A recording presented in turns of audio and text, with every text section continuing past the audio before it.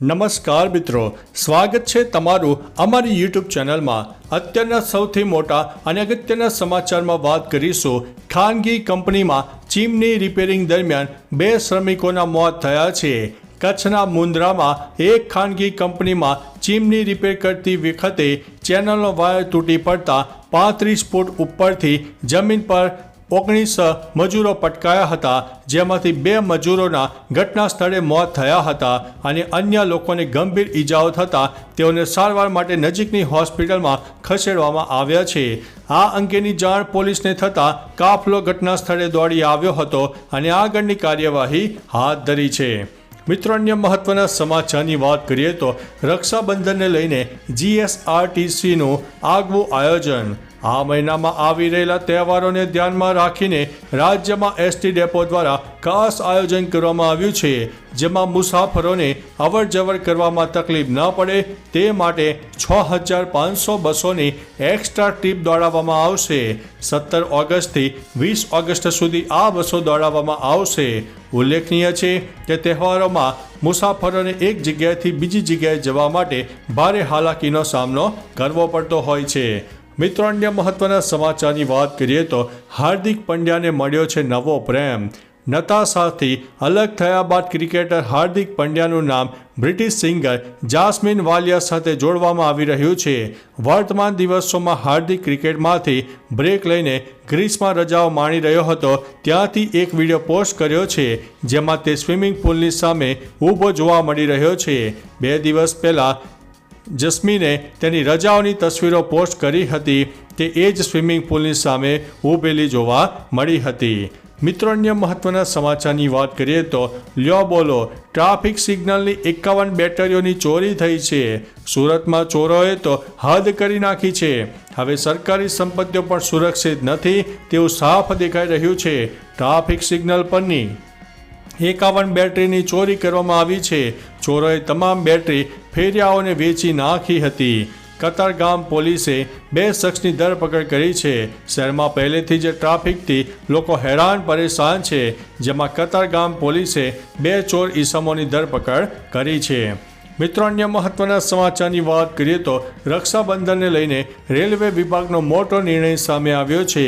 આગામી સમયમાં રક્ષાબંધનના તહેવારોને રેલવે દ્વારા મોટો નિર્ણય લેવામાં આવ્યો છે, જેમાં રક્ષાબંધનના તહેવારમાં વિશેષ ટ્રેન દોડાવવામાં આવશે।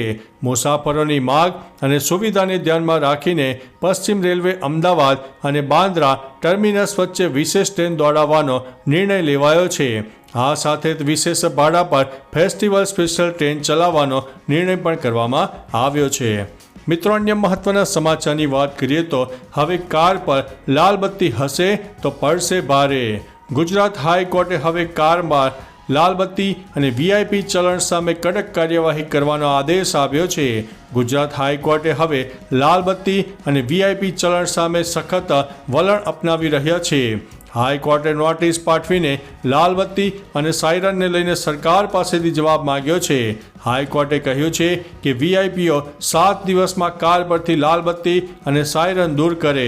જો સાયરન દૂર નહીં કરે તો કન્ટેમ્પ્ટની કાર્યવાહી કરવામાં આવશે।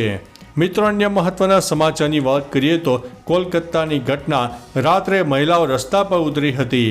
કોલકાતામાં મહિલા ડૉક્ટર પર દુષ્કર્મ અને હત્યાના મામલે લઈને સામાન્ય લોકોમાં ભારે રોષ જોવા મળ્યો છે।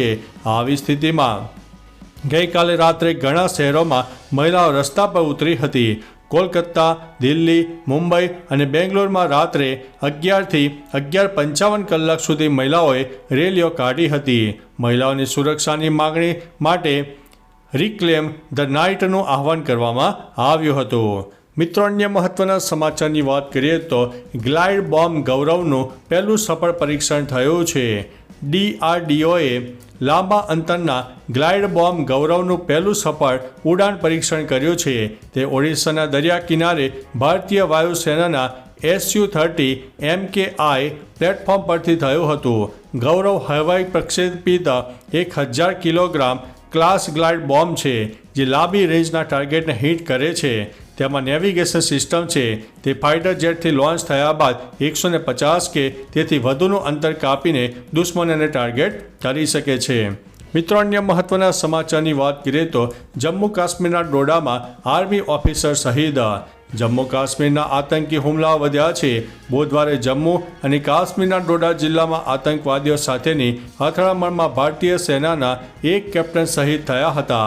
સામે આવેલી માહિતી અનુસાર અથડામણમાં 4 આતંકવાદીઓ માર્યા ગયા છે. ડોડામાં શહીદ થયેલા કેપ્ટન 48 રાષ્ટ્રીય રાઇફલ્સના હતા.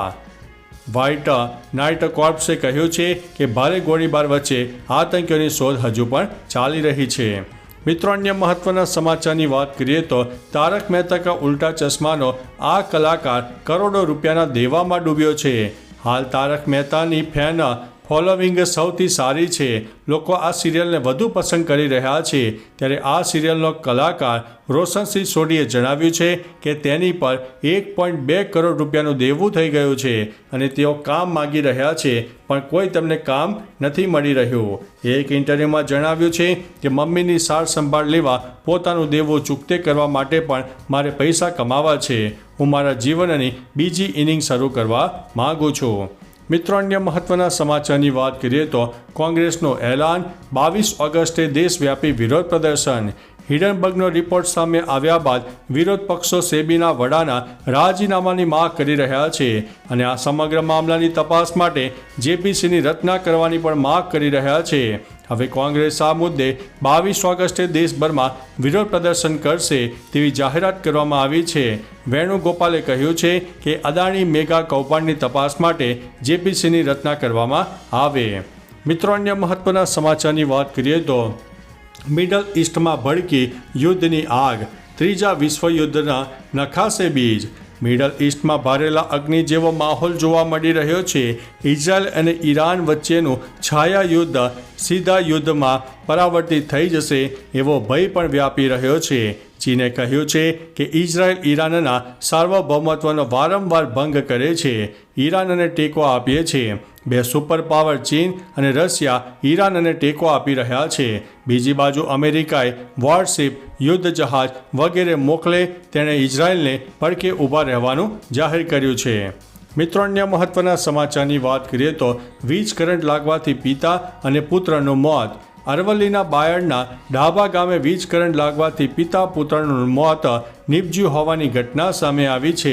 સામે આવેલી માહિતી અનુસાર પિતાને કપડાં સૂકવવાનો તાર ગળામાં આવી જતાં વીજ કરંટથી મોત થયું છે. બીજી તરફ પુત્ર તેમને બચાવવા જતાં તેનું મોત થયું છે. ઉલ્લેખનીય છે કે સમગ્ર ઘટનામાં માતાને પણ વીજ કરંટ લાગ્યો છે પરંતુ તેમનો જીવ બચી ગયો છે અને તેમને સારવાર હેઠળ હોસ્પિટલમાં દાખલ કરવામાં આવ્યા છે. મિત્રો, અન્ય મહત્વના સમાચારની વાત કરીએ તો ધાર સિમેલ ધોધ જોવા પર્યટકો ઉમટી પડ્યા છે. છોટા ઉદેપુર જિલ્લાના નસવાડીનો ડુંગર વિસ્તાર હાલ ચોમાસામાં ખીલી ઉઠ્યો છે.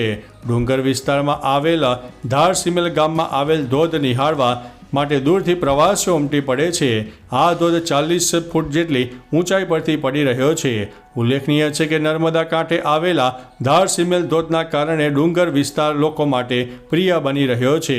ધોધ સુધી પહોંચવા 1 કિલોમીટર જેટલું અંતર ચાલતા જવું પડે છે. તો ચાલો મિત્રો, ફરીથી દેશ અને દુનિયાના સુપરફાસ્ટ સમાચાર લઈને મળતા રહીશો. ત્યાં સુધી અમને રજા આપશો. નમસ્તે.